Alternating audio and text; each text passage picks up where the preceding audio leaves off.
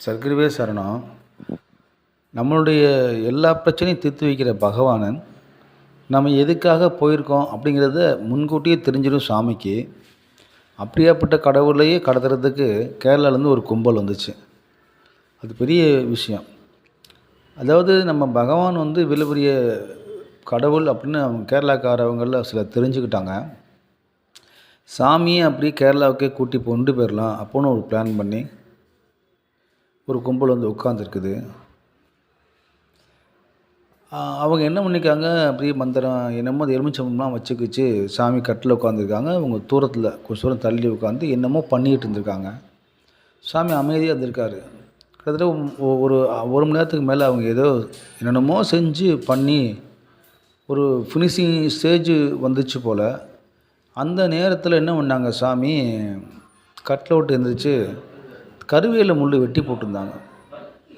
அந்த முள்ளை ஒரு கைப்பிடி அப்படி ஈக்கி மாதிரி எடுத்துக்கிட்டு வச்சார். அடி அந்த 2 பேருக்கும் அப்படி ஒரு இழுத்தா சட்டெல்லாம் கிழிஞ்சு ரத்தம் ஊற்றுது. வெளிக்கருவ முள் தெரித்து ஓடுறாங்க. விரட்டி அடிச்சுக்கார் சாமி. எல்லாம் தெரித்து ஓடிட்டாங்க. அங்கே கும்பலை உட்காந்தவங்களுக்கு எந்த விஷயமே தெரியாது. அவங்க வாடு உட்காந்து கும்பிட்டுருக்காங்க. என்ன இப்படி போட்டு அடிக்கிறார் இவரெல்லாம் சாமியா அப்புடின்னு நினச்சிக்கிட்டாங்க அவங்க. அதை நினச்சி இல்லை ஒரு ஆள் என்ன சாமி இப்படி நடந்துக்கிறாரு அப்புடின்னு அப்படி நினச்சவரை சாமி கூப்பிட்டு போய் டீ வாங்கிட்டு வர சாமின்னு இருக்கார். சரின்னு டீ வாங்கிறதுக்காண்டி அவர் போயிருக்காங்க. ஒரு கணக்கம்பட்டில் போய் டீ வாங்கிறதுக்காண்டி ஆர்டர் சொல்லிவிட்டு நின்றுட்டு இருந்திருக்காரு. அங்கே அந்த அடி வாங்கிட்டு போன 2 பேர் நின்றுட்டு பேசிகிட்டு இருந்திருக்காங்க. என்ன பேசினாங்கன்னா, காலையிலேருந்து நம்ம இவ்வளோ உச்சாடம் பண்ணி எல்லாம் சாமியை உரியேற்றி கொண்டாந்துட்டோம். இன்னும் ஒரு 10 நிமிஷம் மட்டும் இருந்தானா அந்த ஃபைனல் ஸ்டேஜு இதை மட்டும் பண்ணியிருந்தோம்னா சாமியை நம்ம நாட்டுக்கு கொண்டு வந்துக்கலாம். கடைசி நேரத்தில் இப்படி பண்ணிட்டாரே அப்படின்ட்டு பேசியிருக்காங்க. டீ வாங்க போன ஒரு காதலை கேட்டு அப்படியே அதிர்ச்சி ஆகிட்டார். அட பாவிங்களா, சாமியே கடத்த அளவுக்கு வந்துட்டிங்களாடா அப்படின்னு.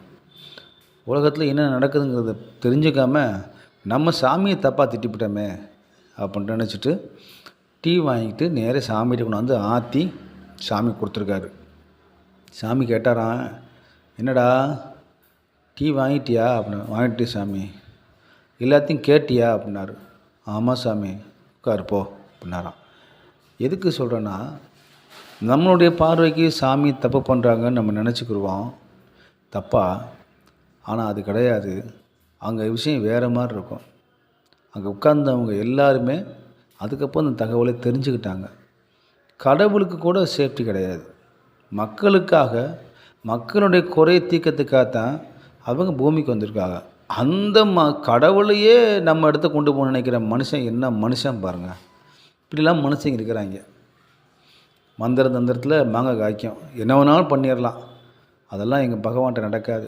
எந்த மந்திர தந்திரம் மாயஜாலம் எதுவாக இருந்தாலும் பகவான்கிட்ட பண்ணிட்டு அள்ளி நுறுக்கி அழிடுவார். இது நடந்த சம்பவம். இப்போவும் பகவான் வந்து எந்த மக்கள் வந்தாலும் இந்த உலகத்தில் எங்கேருந்து வந்தாலும் சர்க்குருவேன்னு வந்தால் அவருக்கு சரி பண்ணுறதுக்காகத்தான் அங்கே இருக்காங்களே தவிர வேறு எந்த ஒரு பாகுபாடும் சாமி பார்க்க மாட்டாங்க. ஏன் கேரளாவில் கொண்டு போகணும்னு நினச்சவங்க கேரளாக்காரங்க வந்து கும்பிட்டு போக வேண்டியதானே. எந்த எண்ணம் பாருங்கள். இந்த மாதிரி புத்தி வச்சுக்கிட்டு மனுஷங்க இருக்காங்க.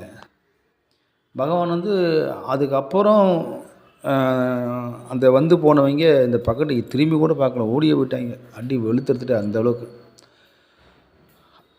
அவங்க போய் அப்புறம் கேரளாவிலலாம் அந்த விஷயத்தை சொல்லி அப்புறம் வந்து கேரளா மக்களும் ஒருக்கா வந்து கும்பிட்டு போவாங்க. இது வந்து அங்கே நடந்த சம்பவம். சர்க்குருவே சரணம்.